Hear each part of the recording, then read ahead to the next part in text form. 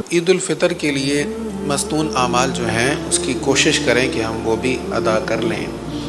پہلی بات یہ ہے کہ عید والے دن صبح فجر کے وقت جلد اٹھنا چاہیے۔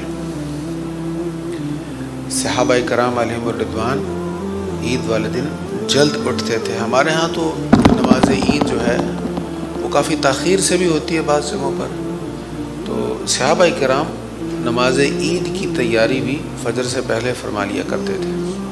تو عید کے لیے جلد اٹھنا چاہیے تاکہ اگر وقت فجر کے بعد تھوڑا ہو تو ہم پہلے ہی غسل وغیرہ کر لیں، تیاری کر لیں۔ اچھا، ایک اور عرض کروں، یہ جو چاند رات ہے نا، یہ عیش و عشرت کی رات نہیں ہے، یہ انعام کی رات ہے۔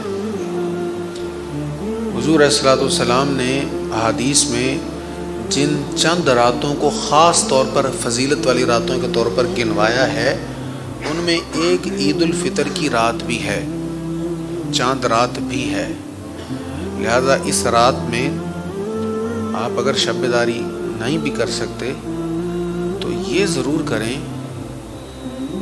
کہ نماز عشاء اور نماز فجر باجماعت ہو، نماز عشاء نماز فجر باجماعت ہو، اور ان دونوں نمازوں کے بیچ کوئی غیر شرعی کام نہ ہو، کوئی غیر شرعی کام نہ ہو، بلکہ نیت کر لیں کوئی خلاف سنت کام نہ ہو۔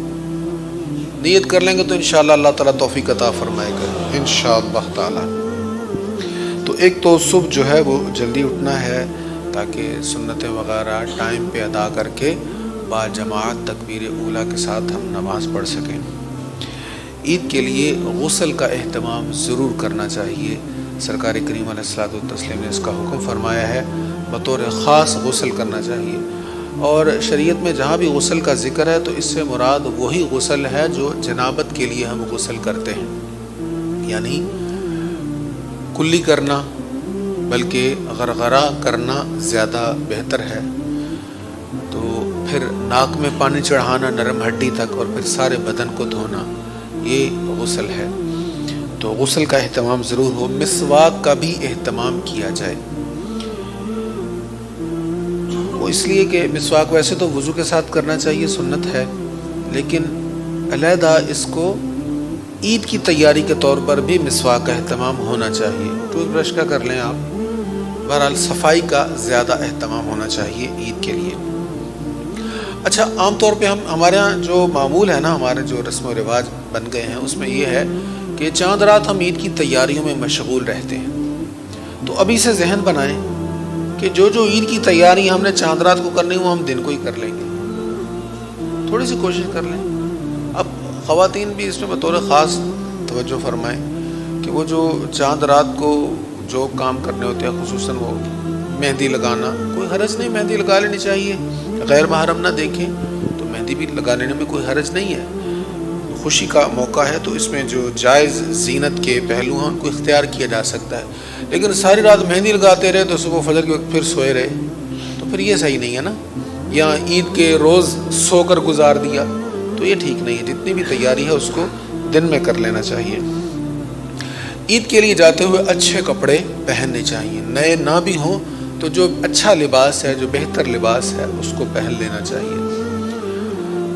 خوشبو بھی لگانی چاہیے۔ نبی پاک علیہ الصلوۃ والسلام نے فرمایا اپنی حیثیت کے مطابق لباس پہنو اور اپنی حیثیت کے مطابق عمدہ خوشبو بھی لگاؤ۔ تو اچھی خوشبو جو ہے، اعلیٰ قسم کی خوشبو جو بھی میسر ہے وہ لگانی چاہیے۔ نماز عید کے لیے عیدگاہ یا جہاں بھی مسجد میں جہاں بھی آپ نے جانا ہے نماز عید کے لیے، وہاں جلدی جانا چاہیے۔ یہ نہ ہو کہ جو نماز کا وقت ہے ہم اسی وقت جائیں، بلکہ پہلے جانا چاہیے۔ رسول کریم علیہ الصلوۃ والتسلیم پہلے جس وقت نماز ادا کرنا ہوتی تھی اس سے پہلے مصلی مبارک پر جلوہ افروز ہو جایا کرتے تھے۔ تو اس سنت پر عمل کرتے ہوئے پہلے جانا چاہیے، جلدی جانا چاہیے۔ عیدگاہ پیدل جانا چاہیے، اگر قریب ہے تو پھر پیدل جانا چاہیے، اگر دور ہے تو آپ سواری پر بھی جا سکتے ہیں، لیکن اس سنت پر عمل کرنے کے لیے تھوڑی سی نیت یہ کر لیں کہ سواری کو تھوڑا سا پیچھے روک لیں، چند قدم پیچھے روک لیں اور وہاں سے پیدل جانے کا اہتمام کر لیں تاکہ اس سنت پر بھی عمل ہو جائے۔ رسول کریم علیہ الصلوۃ والتسلیم جب عید کے لیے تشریف لے جاتے تو تکبیر بھی کہتے جاتے تھے، اللہ اکبر، لا الہ الا اللہ واللہ اکبر وللہ الحمد۔ تو چھوٹی عید جب ہم پڑھنے جائیں گے عید الفطر تو آہستہ آواز میں پڑھتے جائیں گے، اور جب بڑی عید پڑھنے جائیں گے تو اونچی آواز سے پڑھتے جائیں گے، بس یہ ڈفرینس ہے۔ چھوٹی عید کے لیے آہستہ آواز سے اور بڑی عید کے لیے اونچی آواز سے، تو آہستہ آواز میں یہ تکبیر بھی پڑھتے جانا ہے۔ اور نبی کریم علیہ السلام کی ایک سنت یہ بھی ہے، حضور علیہ الصلوۃ والتسلیم راستہ تبدیل فرما لیا کرتے، یعنی عیدگاہ جس راستہ سے جاتے اسی راستہ سے واپس تشریف نہیں لاتے تھے، بلکہ راستہ تبدیل کر کے تشریف لاتے تھے۔ تو راستہ بھی آتے جاتے تبدیل کر لینا چاہیے، حضور صلی اللہ تعالیٰ علیہ وآلہ وسلم کی سنت کی نیت کرتے ہوئے۔ اچھا، چھوٹی عید اور بڑی عید میں فرق یہ ہے کہ حضور علیہ الصلوۃ والسلام عید الفطر جب ادا کرنے کے لیے تشریف لے جاتے تو کچھ تناول فرما لیا کرتے، کھجور آپ تناول فرماتے تھے، تعداد میں کھجور کھانی چاہیے، 1، 3، 5 وغیرہ، اپنی طبیعت کے اعتبار سے۔ اب ڈائبٹیز کے مریض اگر کھا لیں گے 5 تو صبح قرم پور ہو جائے گا، تو اپنی طبیعت کے اعتبار سے کچھ نہ کچھ میٹھا کھا لینا چاہیے، یہ بھی حضور کی سنت ہے۔ لیکن جب بڑی عید کے لیے جائیں گے تو پھر کچھ کھا کر نہیں جانا، جس نے قربانی کرنی ہے وہ بھی، جس نے قربانی نہیں کرنی وہ بھی، ان کے لیے بھی یہ سنت ہے کہ بغیر کچھ کھائے پیے جائیں۔ لیکن یہ ضروری نہیں ہے، اب اگر کوئی مریض ہے صبح اس کو کھانے کی حاجت ہے تو کھا سکتا ہے، یہ ضروری نہیں ہے، بس یہ سنت ہے۔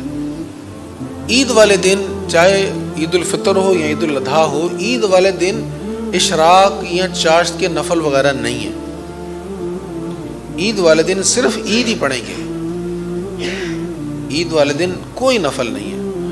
بہرحال یہ تو سنتیں ہیں، اور حضور علیہ الصلوۃ والسلام کی ایک سنت جو ہے وہ تو ہمیشہ یاد رکھنی چاہیے، بالخصوص عید کے موقع پر، وہ ہے غریب پروری، غریبوں کے ساتھ محبت کرنا اور غریبوں کو خوشیوں میں شامل کرنا۔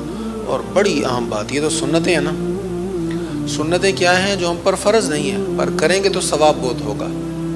اور گناہ کیا ہیں؟ جن کو چھوڑنا لازم ہے، کریں گے تو اللہ ناراض ہوگا، کریں گے تو پکڑ ہو جائے گی۔ دیکھو نا، عید والے دن وہ دن ہے، حضور علیہ السلام فرماتے ہیں کہ فرشتے جب مسلمان جا رہے ہوتے ہیں نا نماز پڑھنے کے لیے، تو راستوں میں کھڑے ہوتے ہیں، مبارکیں دے رہے ہوتے ہیں، وہ اللہ نے تمہارے گناہ بخش دیے، اللہ نے تمہاری مغفرت کر دی، تو فرشتے مبارکیں دے رہے ہوتے ہیں اور ہم تیاری کر رہے ہوتے ہیں، بس یہاں سے نکلنا ہے اور پھر ہم نے وہ خلاف شرع کام کرنا ہے۔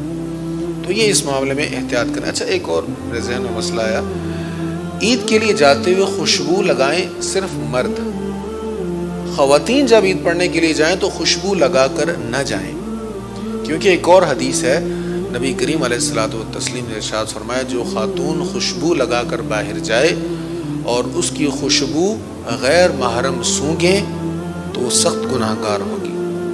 تو خواتین خوشبو لگا سکتی ہیں، کوئی حرج نہیں، گھر میں خوشبو لگائیں، کیونکہ گھر میں محرم ہی ہوتے ہیں تو گھر میں خوشبو لگا سکتی ہیں، لیکن جب باہر جانا ہو ایسی جگہ جہاں خوشبو کوئی اور سونگے تو وہاں خوشبو نہیں لگانی چاہیے۔ تو خوشبو لگانے والی سنت بالخصوص مردوں کے لیے، خواتین جب عید پڑھ کر گھر آ جائیں تو گھر میں وہ خوشبو لگا سکتی ہیں۔ اللہ تعالی ہمیں سنت کے مطابق عید والے دن کا اہتمام کرنے کی توفیق نصیب فرمائے، اور ان سنتوں سے زیادہ اہم ہمیں گناہوں سے بچنے کی توفیق عطا فرمائے۔ دیکھیے، ایک بندہ نیکیاں کرتا رہتا ہے، ساتھ ساتھ گناہ بھی کرتا رہتا ہے نا، تو وہ ظاہر ہے نیکیوں پر اجر ہوگا پر گناہ پر گرفت بھی ہوگی۔ جو بندہ نوافل اور مستحبات نہیں کرتا، گناہ بھی نہیں کرتا، نوافل مستحبات کا اہتمام نہیں کرتا اور گناہ بھی نہیں کرتا، یہ اس سے بہتر ہے جو نوافل اور مستحبات کا اہتمام تو کرتا ہے مگر گناہ بھی کرتا ہے۔ تو گناہوں سے بچنا زیادہ ضروری ہے۔ اللہ تعالی ہمیں توفیق نصیب فرمائے۔